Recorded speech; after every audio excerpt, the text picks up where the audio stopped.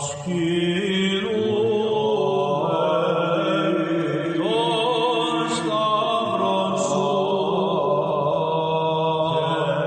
back to the History of the Papacy podcast, a podcast about the popes of Rome and Christian Church. Prepare yourself to step behind the ropes and leave the official tour of the story of the popes and Christianity. I am your host, Steve Guerra, and I thank you for joining me on this journey.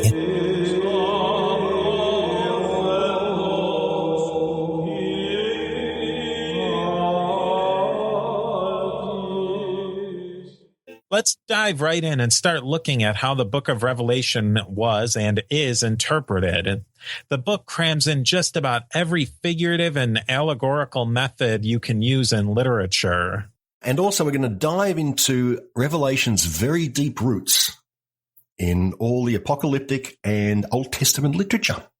So we can really only hope to scratch the surface here, but it's a good start. It is a good start.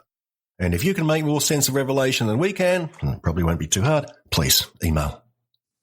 Generally, there's three schools of the way that the book is interpreted. There's the preterist, the historical, and the futurist. The preterist is saying that all of this was basically it all happened in the past. Mm-hmm. The historical is saying that some of it's happened in the past and some of it's imminent. What imminent means is up for interpretation. And then the futurist is saying that none of it's happened yet. It's all going to happen in the future. And the futurist is where you would get things like the Left Behind book series. Rapture, even though the rapture doesn't come directly from the book of Revelation, it's that whole idea comes from interpreting Revelation as a handbook of what's going to happen. Yes, and of course it depends when you're writing. I think Revelation during the Napoleonic Wars was interpreted as predicting Napoleon and the end of the world. And of course today, a lot of people still read it like that, saying the world's going to end real soon, real soon. Sacramental Christians like the Eastern Orthodox, the Oriental Orthodox, like the Copts and the Catholics and the Anglicans, they interpreted almost completely in the historical and the preterist camps, with a little bit of futurists dabbled in there, where when you start getting into the Protestants, they're teaching it more, and not all of them. It's with the Protestants, it's always difficult to nail one interpretation in there, but a lot of the wackier interpretations are taking it completely literally. And in the futurist, like when we get that there's only 144,000 people who will go to heaven, that's taking it very literally and in the future. Yes, the sacramental churches seem to go out of their way to minimize Revelation. I was just looking at the Revised Common Lectionary, which seems to be a modern set of readings which have been adopted by quite a number of major Protestant denominations. And the readings which they've adopted in the yearly cycle of readings are completely atypical of Revelation, and they've got the nice bits. And I'll give you an example. Here's Revelation 22:12, and this is in the lectionary. See, I am coming soon. My reward is with me, to repay according to everyone's work. I am the Alpha and the Omega, the first and the last, the beginning and the end. Blessed are those who wash their robes, so that they will have the right to the tree of life and may enter the city by the gates. It is I, Jesus, who sent my angel to you with this testimony for the churches. I am the root and descendant of David, the bright morning star. Now, those are the verses in the lectionary, but they've omitted a verse in the middle there, and they've omitted it for a very good reason. Now, just listen to this. This is verse 15. Outside are the dogs and sorcerers and fornicators and murderers and idolaters and everyone who loves and practices falsehood. So they've dropped that from the lectionary because it's a little bit embarrassing. Yeah, and the ones that made it into the lectionary are so vanilla. Yeah, they're vanilla. But from what I can gather, the Episcopal churches find Revelation a little bit of an embarrassment. generally the Western Christians, the Roman Catholics and the Protestants, are more accepting of Revelation as a teaching document. I guess that's something that the 4 canonical Gospels and then the epistles or the letters are really, they're a manual for Christianity, for the religion. They're the way that they teach people what the religion's about, where Revelation is tricky to use it as a teaching tool directly. The Catholics use it, and they're pretty much, when they include it in their readings list, are pretty much the vanilla chapters and verses. Yeah. The Eastern Orthodox do not include it at all in their weekly readings. I guess that's something that maybe not everybody is aware of. Most churches have a set list of readings that they do on certain days, certain Sundays, and it follows a pattern. You can look it up online, and that's very accessible. And especially amongst the Christians, like the sacramental ones, I think it's laid out to infinity of how this is the Sunday of da-da-da-da-da, and this is the gospel that's read, and this is the epistle that's read. I think in a lot of evangelical and Protestant traditions, the individual pastors given a little bit more license on what they're able to read, but that's, we could probably talk about that for 2 or 3 hours. Yeah. The Eastern Orthodox do not read that book at all during their reading cycle. The Copts in the Oriental Orthodox Communion read the whole entire book in one day, 6 days after Easter. And then, like we said, the Assyrian Orthodox don't include it in their canon, so they're not reading it at all. That, yes, what's the name of that day again, Steve? What is it? It is called Apocalypse Night. Isn't that a name and a half? Apocalypse Night? Apocalypse Night. I mean, if it was the first time you'd ever heard of it, you'd be going, what? Oh, Mum, do we have to go to this? That sounds like something that they would do around Halloween time. Yeah, it does, doesn't it? Seems a bit of a funny place for us. What, first Saturday after Easter? In amongst the Orthodox, the Eastern and the Oriental Orthodox, that week after Easter is called Bright Week. Oh, okay. In Bright Week, there's no fasting on the usual fasting days, and it's pretty much it's a time to let your hair down after Lent. Oh, like Mardi Gras. Yeah.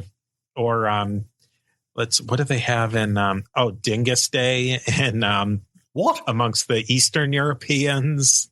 Dingus Day? It's the Monday after Easter where you just completely go all out. It's not celebrated as much in Poland now as it is in the diaspora of Poles. Oh, okay. But it's a tradition. I don't know if that's something that maybe communism tamped down on. Right. But it's I happen to live in a place that has a lot of Polish immigrants to it. Oh, okay. But it's one of those. It's a celebration after the fast. And that's kind of what Bright Week is. So I almost wonder if that reading of Apocalypse on the last day of Bright Week's kind of trying to rein you back in. I think that'd be a very effective downer at the end of the week, wouldn't it? Geez, you wouldn't want to go there if you're bombed out of your brain, would you? Where are we? What? It's not a terribly long book, but to read it straight through would be 3-4 hours. And it'd be a tricky book to read because it's not straight narrative, which you can follow quite easily. There's so much crazy imagery in it. Yeah, it doesn't follow the standard narrative arc that we're accustomed to in English writing style, where it's building up, there's a climax, and then it goes towards a conclusion. There's a lot of building up and climax, and then it goes down and up and down. That's what I felt like at reading it, going through it that first time when I did. You would think, oh, wow, it's going to end now. But then there's some more, Yeah, then there's some more. Yeah. There's the visions of the 7 bowls. You're thinking, well, that was pretty heavy. Now we have the 7 trumpets. Oh, no, it keeps going. Oh. And a lot of the things that I thought were going to be really heavy, like the 4 horsemen, wasn't quite as heavy as I thought it would be. No, that's true, actually. In popular culture, we've picked out a lot of images, like the 4 horsemen, which aren't really that important in the book, are they? I mean, they're there, but they aren't, well, apocalyptic in a sense. Like the 7 trumpets and the 7 bowls go on for chapters. But the 4 horsemen is just 1 or 2 paragraphs, I think.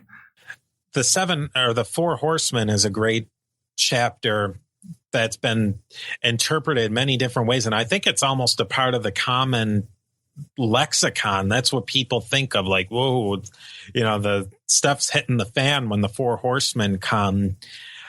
But the common interpretation is that the white horse comes, and that's actually Jesus.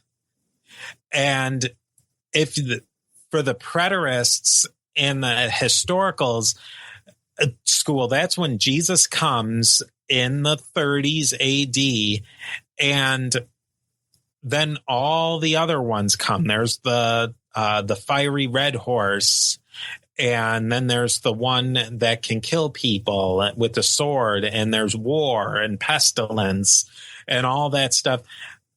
That's the things that are saying that on earth, it's going to be pretty crappy. For Jesus came, but with all that, there's these other horsemen that were always there.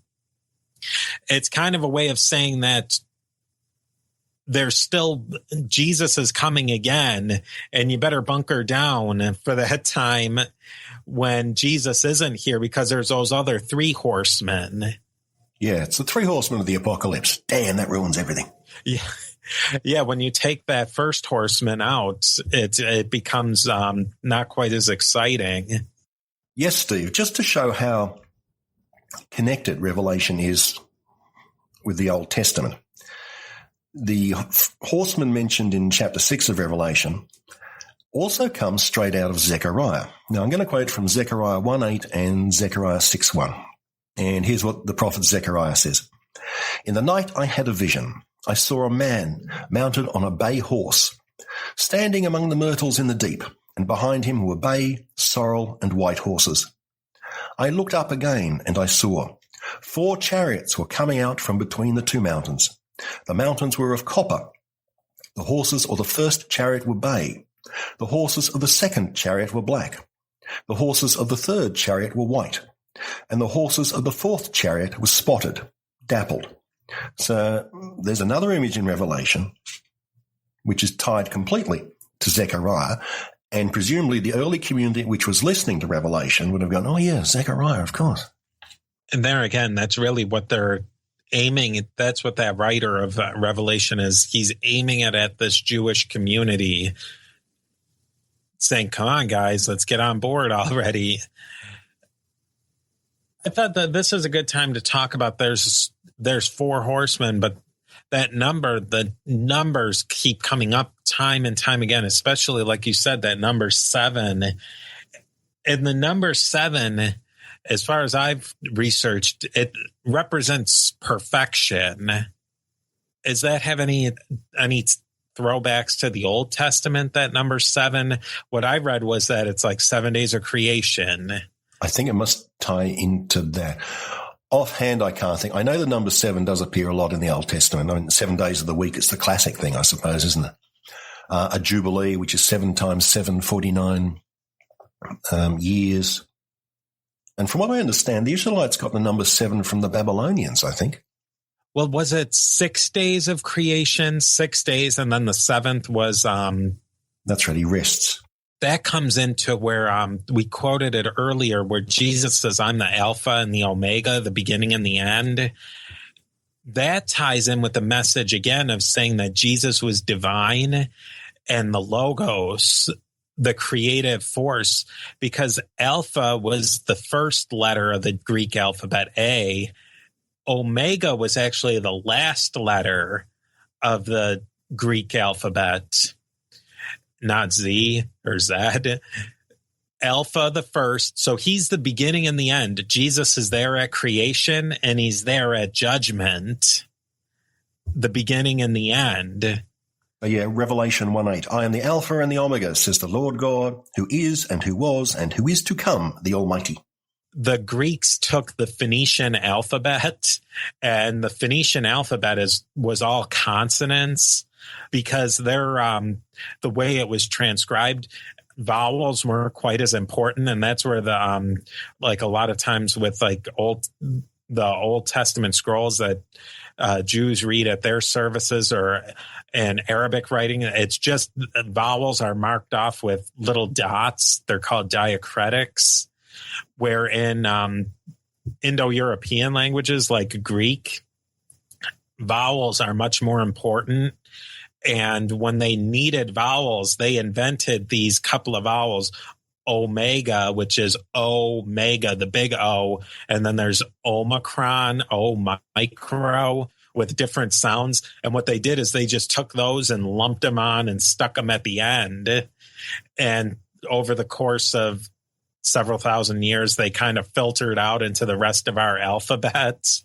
Yes, when it got changed into the Latin. I mean, the Romans adapted the Greek alphabet for their own use, didn't they? And with some Etruscan influence, I think. Yeah, but so Jesus is saying in there that he's the beginning, the end. He was there in the creation, and he'll be there at the end of days. And that's clearly making him a divine figure. It is making him a divine figure, but not that much more divine than anything you'll find like in, say, First Enoch. It's a matter of whether divine in the sense of angelic or divine in the sense of, Son of God. We'll go into that quickly before we go into numerology, is the use of the word angel. This comes up time and time again where John is referencing the angel of Ephesus, and the angel is actually considered, that was what they would have called the bishop of a city, is angel. Right. Back then, a lot of terms were used a little bit more loosely than they are now. They talk about elders, which in Greek was presbyteros, which we get our term priest from. But at that earliest time, there really wouldn't have been a big difference between priests and bishops. And so when he's writing that letter to the angels, he's really specifically saying that he's writing to the bishops or the head of the Christian community in each of those cities.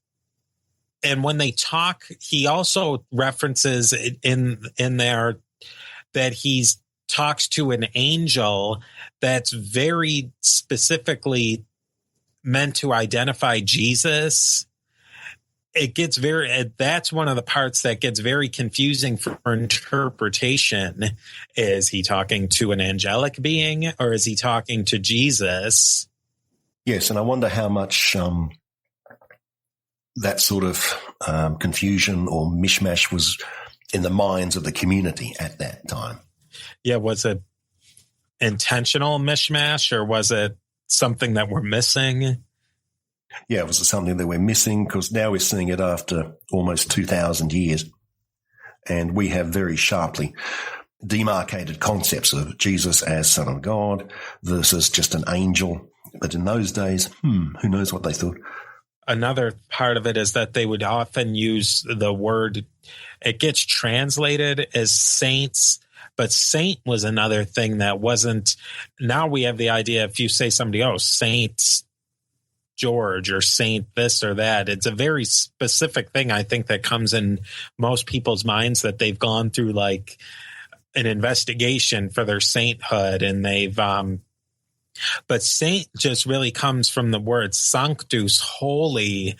And back then, somebody who was even alive might have been called a saint. It was just somebody who was living up to the holy tradition that they were expected to live to. They didn't even necessarily have to be dead to be called a saint. Right. I suppose, if in medieval times, I'm thinking, how vain would you have to be to accept that face on? If someone said, "Oh, Saint so-and-so, how are you?" I'm fine. And I almost wonder if it was a different, a mindset. Like if you saw a monk who lived the lifestyle, oh, they're holy, so-and-so. It didn't carry quite the same level that we did. Like I would think that a lot of people would say like Mother Teresa was holy in her life, but you wouldn't call her Saint Teresa while she was still alive before she went through the process. I think she went through the process. Yeah, I think it's the Pope. Has she been canonized? Was she on the verge of being canonized? I thought she did with John Paul II. They may have gotten canonized right around the same time. Right. John Paul went out of his way to make saints, didn't he? I think he made a huge number of them. Yeah, somebody who you would think that, then, oh, yeah, that's a great guy. He's holy. You'd say he was holy. Where, now it's taken on a different meaning than it carried at that time. And that's a big part of that whole book, is that things have taken on different meanings than they were intended to back then. Yeah, things back then which were sort of designations are now formal titles. Mm-hmm. So we'll get back into numerology. 12 is a huge number. The 12 tribes of Israel plus the 12 apostles. Those two 12s get us into a lot of the multiples of 12. So I don't know about you, but if you're going to read the Revelations, you better be able to multiply and divide the number 12 really, really quickly and really well. The number 144 comes out a lot. 12 12s. That's one of those really important numbers. Another important number that comes up is 666. That's another one that you may have heard of out there. Gary, what comes to your mind when you hear 666? The beast, the end of times, the number of the beast. Like in the Omen, didn't he have 666 on his head? Yes, he did. The little kid had 666 on his head. The sign of the beast. The sign of the beast. And that's one that people have a lot of fun with, like Mikhail Gorbachev, the prime minister of the Soviet Union. His birthmark kind of looked like a 666 if you looked at it a certain way and photoshopped it and Lord knows what else.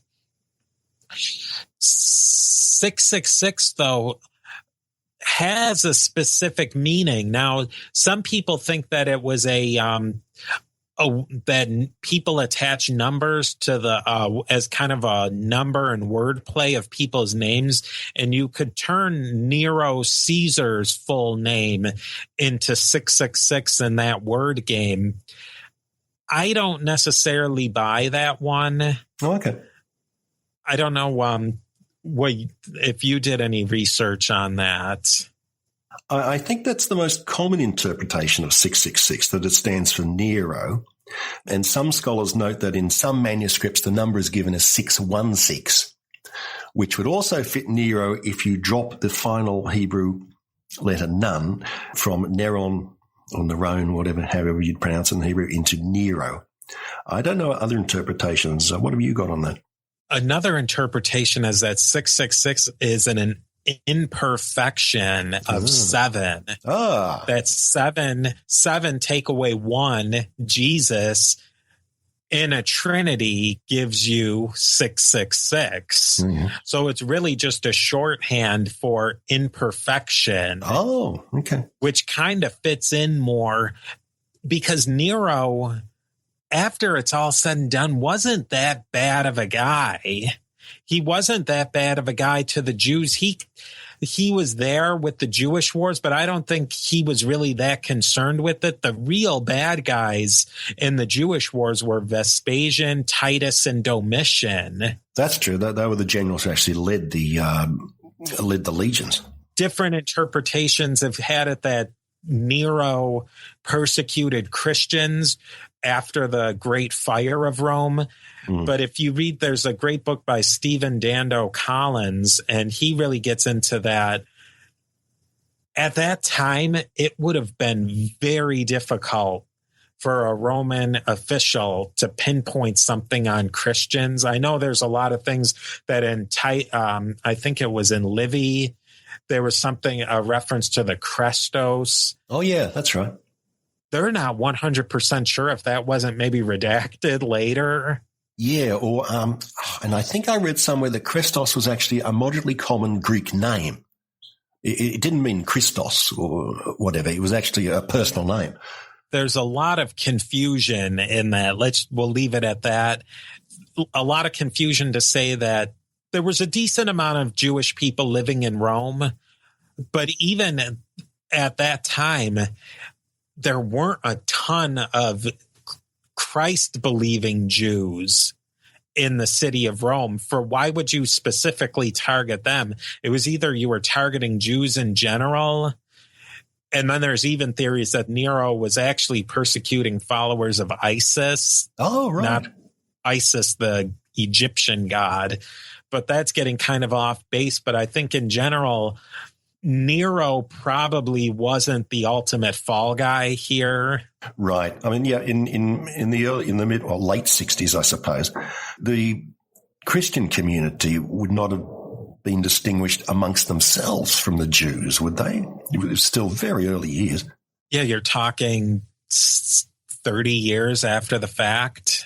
Yeah. 30 years and some change. I just don't think that, like you said, there would have been such a diversity of belief and a spectrum of belief that it would be very difficult for the Romans to come in and specifically target one group for persecution. Yes. I'm not saying that the myth of persecution, that's a book by, I believe her name was Candida Ross. I haven't read the whole book, but that's saying that Christians weren't really persecuted that bad. And it wasn't at that time, though, Christians being inside of this larger group of Second Temple Jews, which is where they fit, people were getting persecuted. But probably unlikely because they were Christians. Yeah, exactly. And those are the big ones. That's chapter 6 is where, the 4 angels of the Euphrates raise an army of the 2 million cavalry to kill a third of mankind. And then the angel of 7 sounded the trumpet and hail and fire, blah, blah, blah, burning a third of the earth's plants, killing a third of the things in the ocean. And then a third of the stars' lights diminished. Oh, yeah, here we go. 8 verse 12. A third of the sun was struck, and a third of the moon, and a third of the stars. Hey, Steve here. If you're enjoying the History of the Papacy podcast, consider joining us on Patreon at patreon.com/History of the Papacy. We're working toward going completely listener funded, which means no more ads ever. When you join, you get early access to episodes, monthly book giveaways, and most importantly, your name is added to the History of the Papacy Diptychs, our own list of commemorated supporters. You can become an Antioch level supporter for just $3 per month, but it makes a huge difference to making the History of the Papacy ad-free and independent. Nobody likes ads, not you, not me, and I'm the guy who records them. So let's just get rid of them. Visit patreon.com/History of the Papacy and join today. Hi, everyone. If you've been injured in an accident that was not your fault, listen up. We have legal professionals standing by to answer your questions for free. Call now and find out if you have a case and how much it's potentially worth. Call 800-910-7500. I'm here with spokesman John Wolf. So, John, tell everyone listening who should call right now. Well, Maria, first off, thank you for having me here. It's always nice to answer the listeners' questions. Now, as far as who should call in, anyone who's been injured in an accident and think you deserve compensation, give us a call right now. 800-910-7500. You'll find out if you have a case and how much it's potentially worth. Thanks, John. You heard it, folks. Take advantage of this opportunity and call now, 800-910-7500. Advertisement sponsored by Legal Help Center. May not be available in all states. Not available in California. This third comes up, 1/3 of something. Some examples of it are that in verse 12 of chapter 8, the fourth angel sounded his trumpet, and 1/3 of the sun was struck, and 1/3 of the moon, and 1/3 of the stars, so that 1/3 of them turned dark. 1/3 of the day was without light, and also 1/3 of the night. And 3 angels, 1/3 of the living creatures in the seas died, and 1/3 of the ships were destroyed, and 1/3 of the trees were burned up, and the green grass was burned up. That third means an incompleteness. It means that it wasn't completely destroyed. It wasn't half destroyed either. It was something less than fullness of it. That's a big one. And then that we talked about that number 1,000 again, that it's all playing with words and playing with numbers. And that was something that the initial people who were this book was directly targeted to would have understood all of this. And it moves us into our next part. I remember Gary saying that he read the book and he interpreted that there would be a Belgian dog catcher who was the beast. Where do we get from a book that was really specifically targeted to an audience, and then it turns into something completely different? How does that happen? Yes, I mean, in popular culture today, there have been any number of books which have apocalyptic themes from Revelation. There, particularly with the number of the beast and the end of the world and the Antichrist, if we just start with the Omens series. So, I mean, Revelation is possibly bigger in popular culture today than it has been in a while, and it's still around. Yeah, there's fascination with it. I was thinking as I read through the book, it brought me back to when I had read the Divine Comedy in the Inferno, that that's very Revelation-like, that Dante is making, if you read the Inferno straight through, it doesn't make a lot of sense. But when you read the footnotes and you start to get these specific ideas, he was pulling a lot from Revelation in his book and where he was creating it. And especially when you pull, I think a lot of people stop with the Inferno, but if you carry on through to the Purgatorio and then the Paradise, it's very Revelation-like. So it's not just Left Behind and The Omen. This is a book that's really influenced Western thoughts since the earliest day. Yes, in its own mysterious way. It's been endlessly fascinating, I suppose, because it's been so incredibly cryptic. Yeah, that's probably the greatest thing with it, is that it's so cryptic. Another thing that struck me is that there's so much in there that heavily influences Catholic and Orthodox liturgy. And that's where it's come to be thought that it was actually a liturgical book. This is the first real example of it's used several times, holy, holy, holy. And this 3, that turns into eventually something that comes out of Middle Eastern Christianity called the Trisagion, the thrice holy. Holy is God, holy is mighty, holy is immortal. And those are actually taken straight out of the book. And that became big time around the 400s. Another thing is that there's this constant exhortation to come. It'll say, come hear this, come hear that. And that's something you'll hear very often in liturgical worship. And it carries through a liturgy where it's there's teaching, and then there's eschaton, and then it ultimately leads into the kingdom in that last chapter of the perfect of the second coming. And in those ways, it's very liturgical. And that's the way that the Catholics and the Orthodox see this book, as a very liturgical book. Oh, okay. And it almost can't be understood outside of that paradigm. Right. I mean, the Protestants don't interpret it like that at all, do they? As a liturgical document. I mean, it appears as like hellfire and thunder.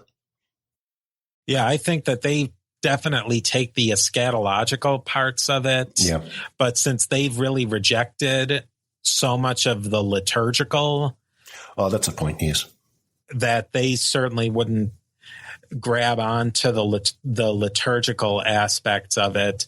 One other thing that, like we said, this layer of figurative language, like the great harlot and the beast who comes in as they say that the serpent in green and the harlot is red. It's using a lot of these like primary colors, and green was traditionally, especially during the Middle Ages, associated with evil. Oh, was it? Like Sir Gawain and the Green Knight, where green was representing evil. There's so much of that built into it that I don't think that, we could anywhere near scratch the surface of how many layers upon layers upon layers of figurative language they've built into this. I kind of feel like it was when I was in high school and read Shakespeare, and I couldn't understand the language, let alone that Shakespeare was really writing those so that the high-class educated people would get a certain message, but also the rabble got a message out of it. Yeah, I must admit, even today, I find it almost impossible to read Shakespeare. I have to see it actually performed to get the language. And even then, my brain's running about 5 seconds behind the dialogue. And after my brain's processed it, I go, oh, geez, that was clever. And while we're talking about the harlot, that's another one, the harlot or whore of Babylon. That ties into, I think it is Ezekiel 16 through 23. 17:1. One of the things about the book of Revelation, which makes it unique amongst the apocalypses, is its concern with female sexuality and women. It's not something you find in any of the other apocalypses. The harlot, the woman, who's usually associated with Rome, is a figure that just doesn't appear anywhere else. And I'll give you an example of the importance of this, one of the female figures. Well, actually, there's two important female figures in Revelation. The biggest one we have from Revelation 17:1. Then one of the seven angels who had the seven bowls came out and said to me, "Come, I will show you the judgment of the great whore who is seated on many waters, with whom the kings of the earth have committed fornication, and with the wine of those fornication the inhabitants of the earth have become drunk." So he carried me away in the spirit into a wilderness, and I saw a woman sitting on a scarlet beast that was full of blasphemous names, and it had 7 heads and 10 horns. And on her forehead was written a name, a mystery, Babylon the Great, mother of whores and of earth's abominations. And I saw that the woman was drunk with the blood of the saints and the blood of the witnesses to Jesus. That's pretty full-on stuff. Yeah, and a lot of that's interpreted as this whore is Israel who's cheating on God. It's not like a woman in particular. It's saying that they're painting this relationship between Israel is the bride, God's the groom, and God's heaped all this good stuff on her. In that chapter, didn't it say about the white linens and he's given her all this good stuff, and then she still goes and hangs out with Baal when he's at work. That's a theme that runs through some of these Old Testament groups.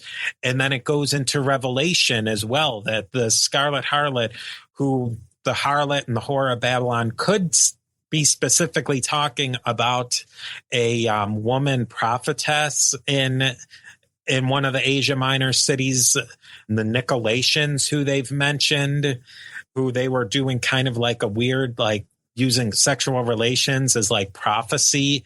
It could be literal like that it was talking about something that was historical, or it could be saying that Israel, the Jewish people as a whole, have been cheating on God and that they need to get right. There's those two plays that the author could have actually have been kind of playing with both of them. Yes, quite a number of the Old Testament prophets associate Israel as a bride who has cheated on God. So that pops up in quite a number of the prophets. So there's that concept. But there certainly is one specific woman which John seems to be thinking of. In his letter to the church at Thyatira, in Revelations 2, he's writing to them, and to the angel of the church in Thyatira write, "These are the words of the Son of God, whose eyes are like a flame of fire and whose feet are like burnished bronze." And then John says, verse 2:19, "I know your works, your love, faith, service, and patient endurance. I know that your last works are greater than the first. But I have this against you. You tolerate that woman Jezebel, who calls herself a prophet and is teaching and beguiling my servants to practice fornication and to eat food sacrificed to idols. I gave her time to repent, but she refuses to repent of her fornication. Beware, I am throwing her on a bed, and those who commit adultery with her I am throwing into great distress, unless they repent of their doing, and I will strike her children dead." So this Jezebel seems to be a real person in Thyatira that John has a really big beef with. Yeah, and they think that they may have been tied into certain Gnostics.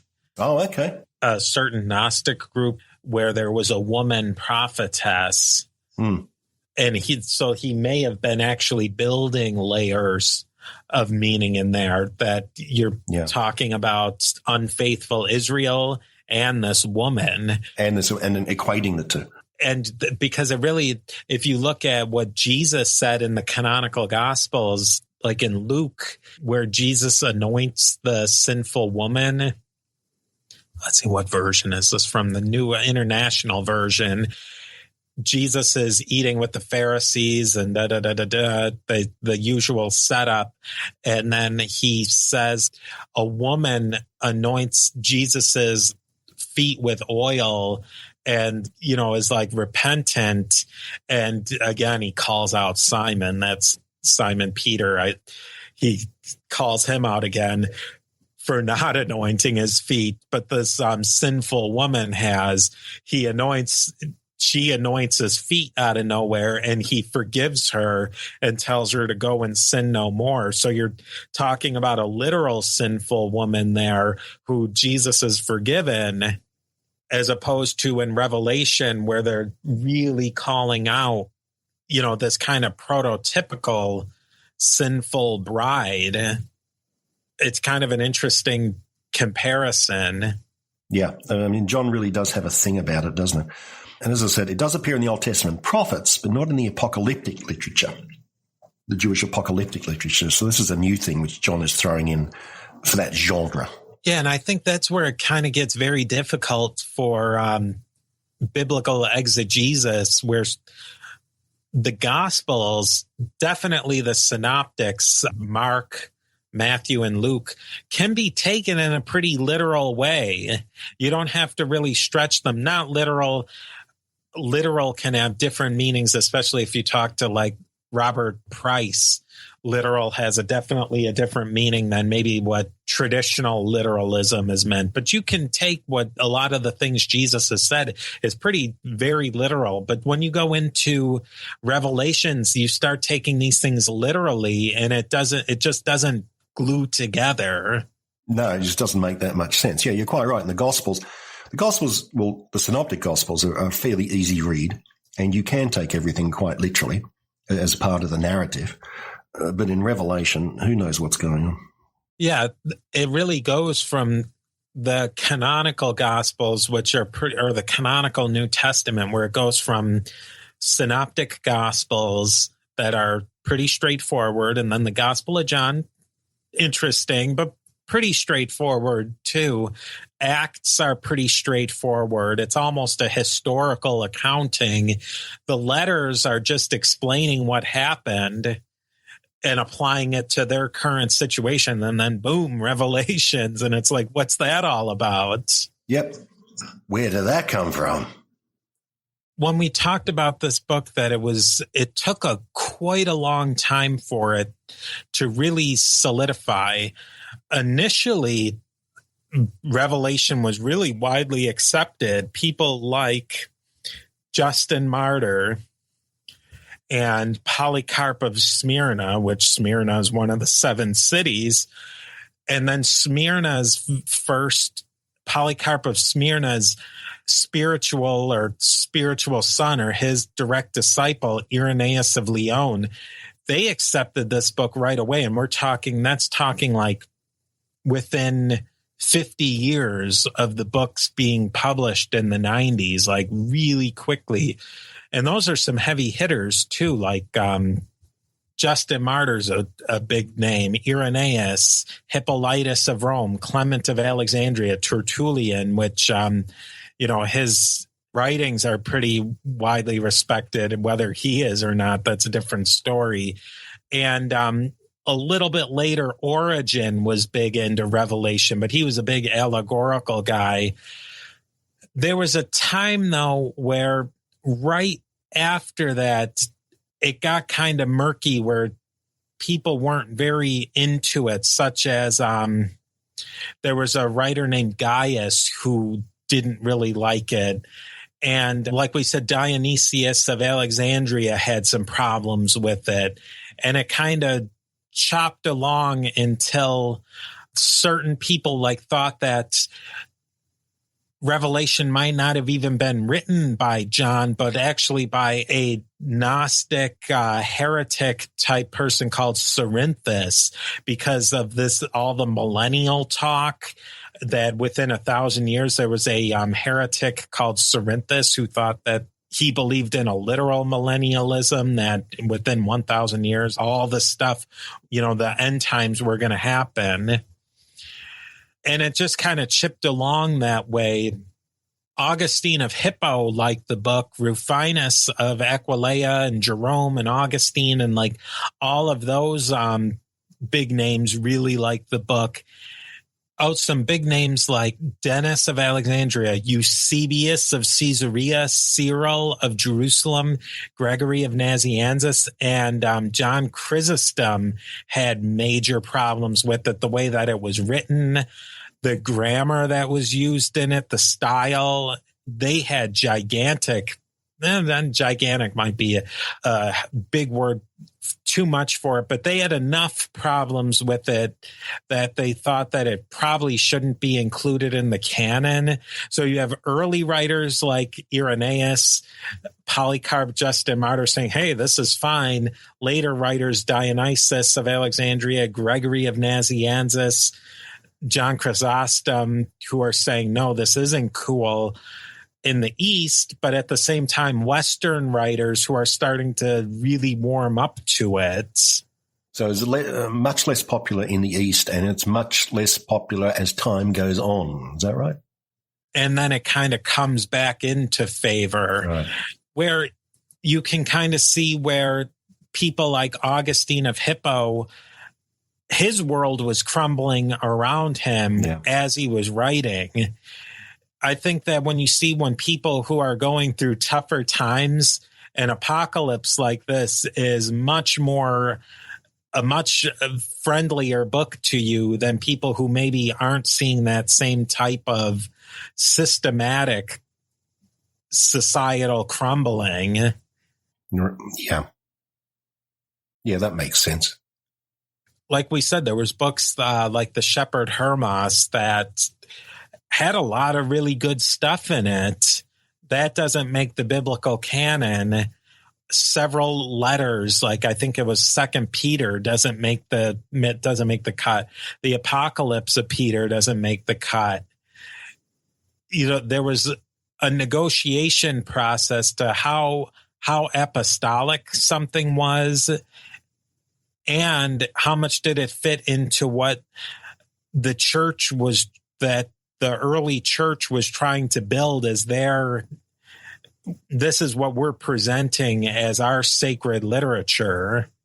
Yes, I think the theory that they had was that a book would only get in if it was written by an apostle. But of course, that collided with the, we'd like to really put this book in, so let's pretend it was by an apostle. Yeah, like the Shepherd Hermas, you can't pretend that was written by an apostle. No. Or the pseudo-Clementine literature, which is like, it's so long, First Clement and Second Clement. That doesn't make sense at all. Like, you think that Revelation's tricky. Oh. The Clementine literature is mind-boggling. It reminds me a lot of like what you say about Enoch. It's really long. It's dense. It's just too much. Oh, dear. Where they got the time to write this stuff?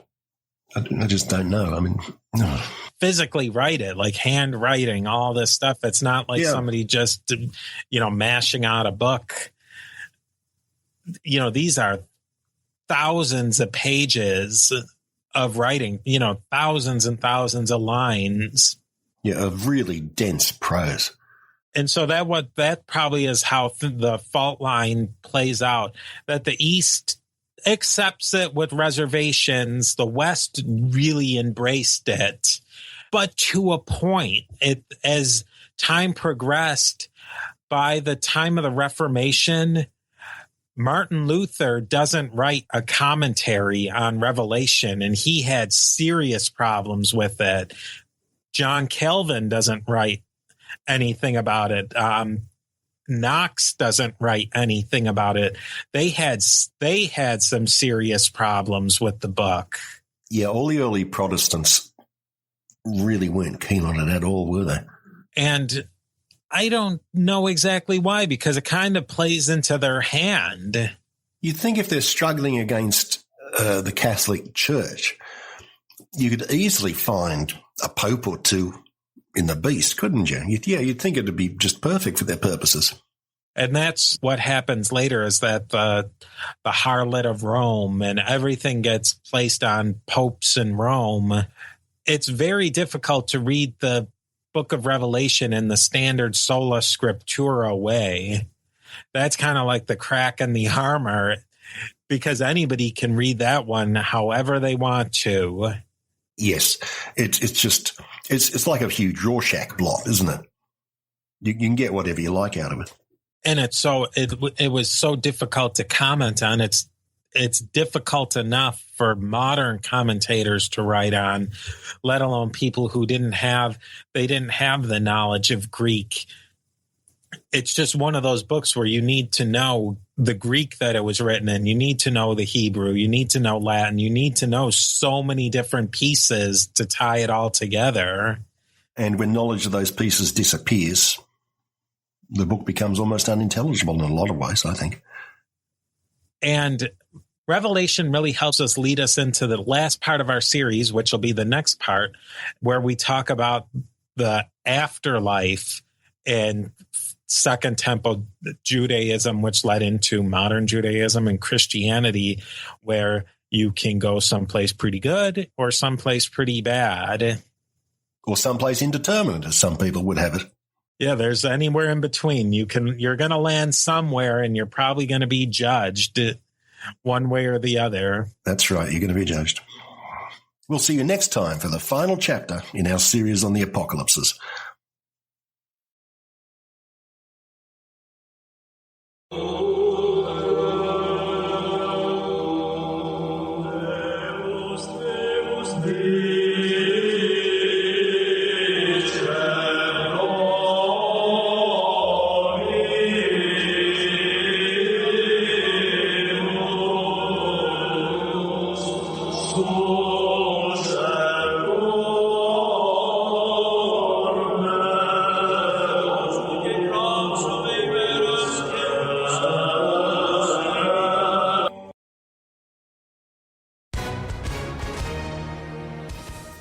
everyone. If you've been injured in an accident that was not your fault, listen up. We have legal professionals standing by to answer your questions for free. Call now and find out if you have a case and how much it's potentially worth. Call 800-910-7500. I'm here with spokesman John Wolf. So, John, tell everyone listening who should call right now.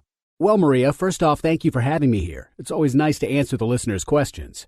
Now, as far as who should call in, anyone who's been injured in an accident and think you deserve compensation, give us a call right now. 800-910-7500. You'll find out if you have a case and how much it's potentially worth. Thanks, John. You heard it, folks. Take advantage of this opportunity and call now. 800-910-7500.